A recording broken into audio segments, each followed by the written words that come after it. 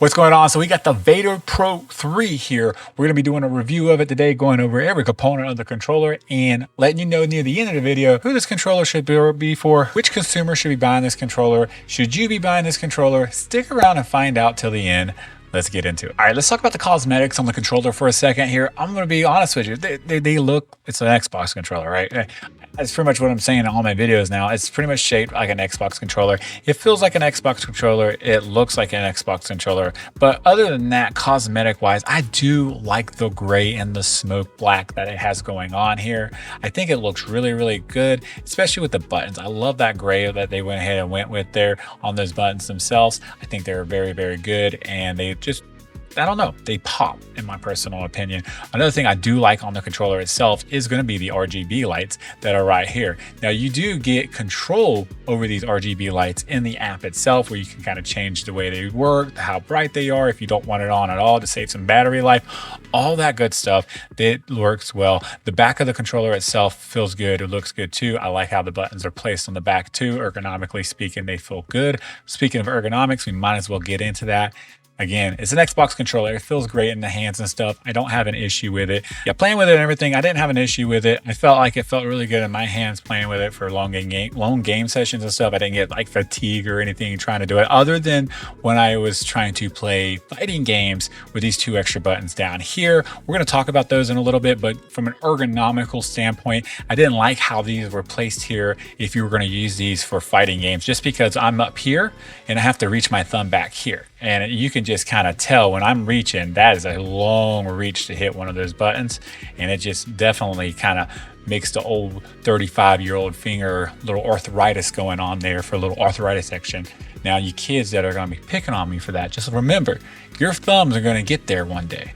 I got about 16 million hours of play on these thumbs. Compatibility with this controller is going to be like Android, iOS, your Nintendo Switch, and PC. Really anything that's Bluetooth can connect this as well. So just keep that in mind. You know, you're going to pretty much get any kind of connectivity that you would typically get, but you know, not Xbox, unfortunately. Speaking of compatibility and stuff on the controller itself, you do have the switch back here, which if you look at it really closely, it's marked with a Nintendo Switch, a Bluetooth, and a 2.4 dongle. You do get a 2.4 dongle in here, as I showed you in the unboxing. The dongle is, well, for a better lack of words, as the kids would say nowadays, dog water.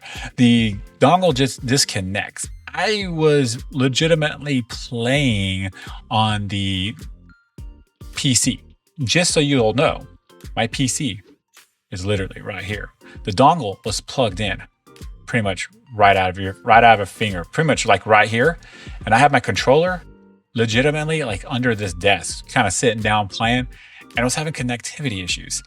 That wasn't very good. I thought for a second there was something wrong with the controller itself, and then I realized after I pulled it up and kept playing with it, it worked fine. So I kind of got up and did a test, because I was like, well, let's see.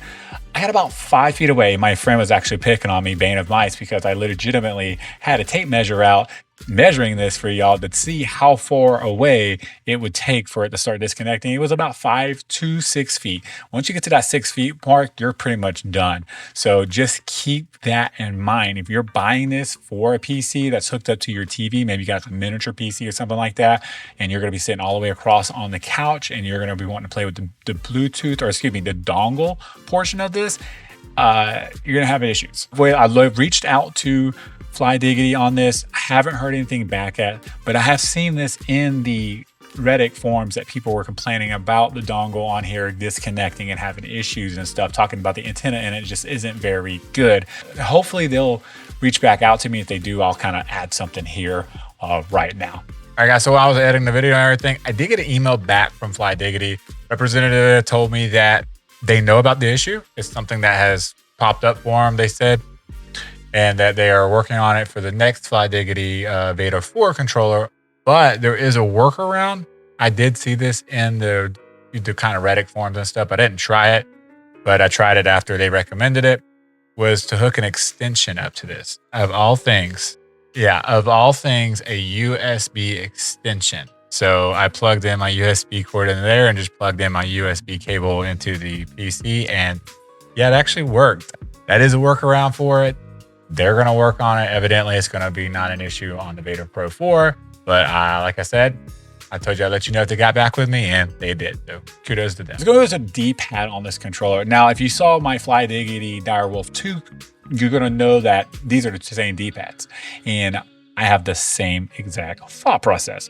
Amazing. I love this D-pad. The D-pad's great. It's got like the 8-way pivot on it. It sits on a dome where it's raised a little bit right there, as you can see, and the roll-offs are just amazing on this controller. It's definitely a nice D-pad. One of my favorites, probably my favorite, to be 100% honest with you. Direwolf 2 is the same way. Just really good D-pads from Flydigi there. So the XYBA button on here is mechanical. They sound really nice. I like the way they sound. They sound great. They sound good. The ones that aren't mechanical, it's going to be the extra buttons right here, the C and Z, which they're just regular membrane. There's nothing special about them or anything like that. I honestly think that, I don't understand why we just kind of go down the whole slide of the controller here, making all these mechanical buttons. But in any case, that is what they are. You do have the CZ right here. Now, I'm going to be 100% honest with you.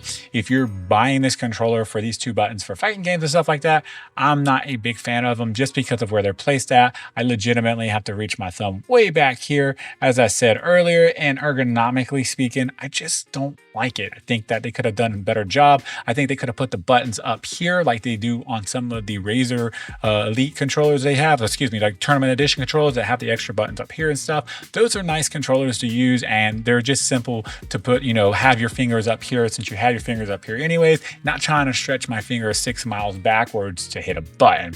But in any case, they are there. They can be binded to pretty much anything inside the app itself. I was able to bind this to computer keys and stuff like that as well. And you can do that with anything on the controller itself, actually, too, with the app in the current state it's in, which is a pretty good app in my personal opinion. Let's talk about joysticks on the controller for a minute. So these are Hall effect sensors, but I'm gonna be honest with you, I don't think these are the Hall effect sensors that we're used to seeing, like the Ghoulie kits, or even like on the Xbox, the GameSir G7 and G7 SE, I should say.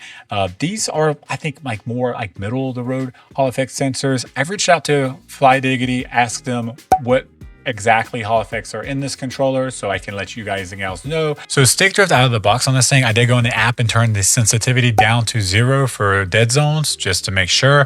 Your right joystick is perfect. It's going back to that 0.0002 every single time, which means it's calibrated perfectly. Your left stick, on the other hand, it does have a little bit of a sway in it. It's not a lot. You're not going to notice it in game or anything, but it is Hall effect 6, so kind of like, there's so many controllers that I have tested that are Hall effect 6, and I don't ever have this issue with.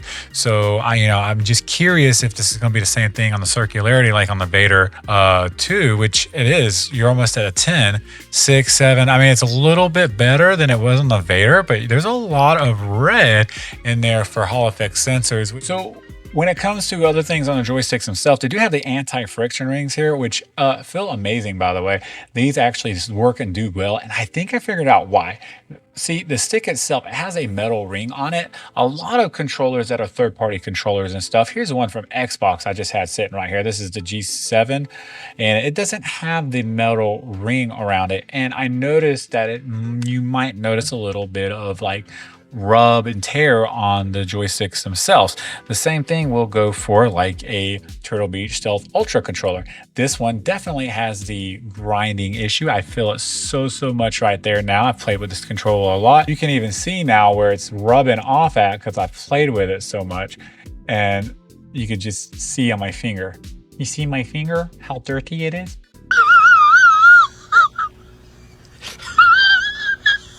That is from the stick itself on the Turtle Beach. So that's just material coming off slowly but surely of the stick itself. So yeah, this, it has that metal ring, which I think is just causing it to have a nice, smooth, buttery texture glide to it, which is super nice to see. Let's talk about the pull rate of this controller. So Flydigi claims this controller is 500 pulling rate. The test I was doing out of the box, 3.9, 3.8. That's a 250 hertz pulling rate. So 125 hertz is going to be 8 milliseconds, 250 is going to be 4 milliseconds, which is pretty much where this controller is. 500 is 2 milliseconds, and then 1000 is going to be 1 millisecond or lower. Now, I was able to overclock this controller in both wireless dongle and with the wired itself, bumping them both to 1000 hertz. The 1000 hertz made it pretty much be right around that 500 hertz pull, but it wasn't a perfect 1000 hertz either, because there was just a lot of outliers there, going from 0.9 up to like a 3 to a 2.9, stuff just around there. So just take it for what it's worth. You can't overclock it to get those numbers to come down to kind of get closer to that 500 hertz pull, but 500 hertz out of the box, no, you'll have to put some work into it. So the triggers themselves do have the all linear triggers in them, where they have the point, all the way back 0.09 pull on them to get them to actuate 100%. But you can hit the triggers right here, or the stops, we call them trigger stops, but they turn into micro triggers, clicky mouse pad triggers that actuate at 0.0 or 0.3, which is amazing. Little ASMR action for you. Anyways, moving on. I absolutely love these triggers. They're my favorite triggers, honestly, I've played with. 100%. They feel great. The KK3s try to attempt this, and no. Coolie Kit, no. Go back to drawing board, pick a controller up, pick this up, take it, undo it, figure out how they build it like this, because this is amazing. Yours are just the trash. Just being real. Moving on. All right, so you do have 4 remote motors in the controller itself. You have 2 in the palms of the hand, and you have 2 more in the triggers in the hand. They feel good. They're fine. They work. So you do have the extra buttons we talked about kind of earlier. We'll kind of hit them again. You have the 4 buttons back here themselves that are just, how they're placed and stuff.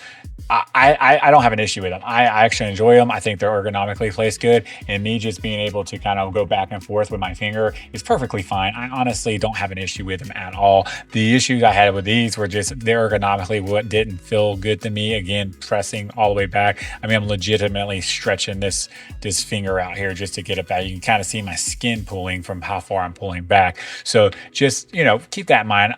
They're fine. If you're going to put these up, especially for like if I'm playing on my joystick, like on an FPS shooter game, I want to like maybe on Call of Duty, I want to bring the map up without taking off my other, so I can keep running and bring the map up and bring my bag up and stuff.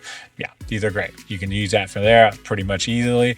Or if you're playing on PC itself and maybe you're streaming and you want to set these up for scene selections and stuff, because you can go into the app and set these up as hotkeys in OBS and all that good stuff. You can do that as well. So that case, they're pretty good. So just keep that in mind. Other special features that the controller does have: gyroscope. So you can use this controller and have gyroscope on it. Works perfectly fine. Tested it out a couple times. But you have macro modes on this controller, which can be actuated with any of the extra buttons that are on there themselves. So you set that up and everything and have that to go, which is pretty cool. And it does have four profiles on the controller itself. You go in the profile on the app itself, you'll set it all up, and then once you set it up, you would just legitimately hold your select button right here and hit X, Y, B, and A, and it'll switch back and forth between the profiles, which is pretty nice. So you don't have to have the app all the time, especially if you're going like from an FPS shooter game to a fighting game to a racing game. You can kind of just set up the profiles how you want to and just hit select and whatever button you set it up as, and then you're good to go, which is easy peasy lemon squeezy. Easy peasy lemon squeezy. As we pretty much mentioned throughout the video, the controller does have software itself you can download to the PC. It's pretty good. I actually like it. I think it's a good software. It has a lot of things you can do from it. You need to save every time you go to do something, or it won't take effect to the controller. Just keep that in mind. But it does work. It's good. We'll cover that more in another video where I kind of go over this entire thing on how to set it up and stuff. Yes, I know I haven't put one of those videos out in a while, but yes, I'm going to eventually. Just bug me about it. I'll get it done. I honestly think this controller covers every style of gamer out there, right? I think for FPS shooter games, you get the Holofix sets with their anti-friction rings, with the triggers that are really fast to actuate and stuff, and you definitely get the extra buttons here that you can use for FPS shooter games, like I was talking about earlier in the video, and you get the 4 extra buttons on the back. And then for my fighters out there, you do get the mechanical XYBA buttons with the extra buttons here, even though I'm not not a big fan of those for fighter games. And the D-pad, the 8-point roll D-pad on the dome and stuff, it's honestly just one of my favorite D-pads to play with when it comes to fighting games and stuff. And then if you are a driver, right, you're playing driver games, you can literally turn these trigger stops off and go back into the linear driving modes. That precise trigger pull for your driving games and stuff when you need to speed up, slow down stuff, or curves and stuff like that, and kind of have that control over it and stuff, you get that. So honestly, I'm going to start doing this with all my controllers, telling you who this gamepad is more like for. Honestly, this is the first time I'm doing it, and I'm just being real. I think it's for everybody, unless you have an Xbox, and then you're screwed.